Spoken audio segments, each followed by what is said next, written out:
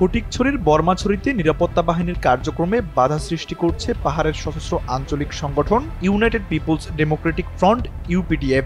উল্টো সেনাবাহিনীর বিরুদ্ধে অপপ্রচার চালাতে সংগঠনটি ব্যবহার করছে পাহাড়ি জনগোষ্ঠীর নিম্ন শ্রেণীর মানুষকে।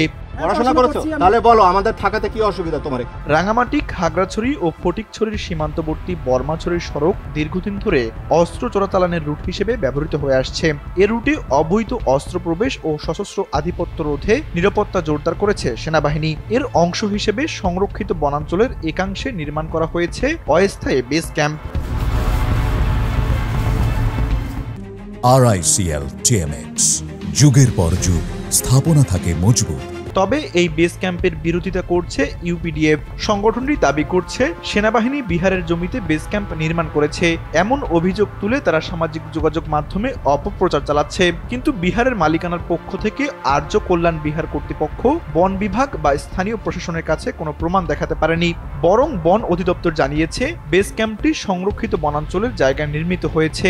বন বিভাগ থেকে আমাদেরকে বলা হয়েছে যে উক্ত জায়গাটি হচ্ছে বন বিভাগের। সূত্র জানায়, লক্ষ্মীছড়ি উপজেলার বর্মাছড়ি এলাকায় নিরাপত্তা পরিস্থিতি জোরদারের অংশ হিসেবে 24 আর্টিলারি ব্রিগেড গুইমারা রিজিয়নের অধীনস্থ 32 ফিল্ড আর্টিলারি ইউনিট অপারেশন উত্তরণের আওতায় এই অস্থায়ী বেস ক্যাম্প স্থাপন করেছে। পার্বত্য চট্টগ্রামের সঙ্গে সমতলের সংযোগস্থল হওয়ায় বর্মাছড়ি দীর্ঘদিন ধরেই সন্ত্রাসীদের অস্ত্র চোরাচালানের একটি সক্রিয় রুট হিসেবে ব্যবহৃত হয়ে আসছে।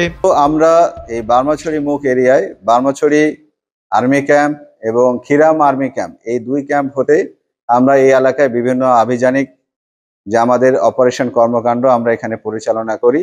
এই ইউনিয়ন পরিষদের পার্শ্ববর্তী টিলা, বিভিন্ন টিলায় অবস্থান করে আমরা এখানকার আভিযানিক কর্মকাণ্ড পরিচালনা করে আসছি।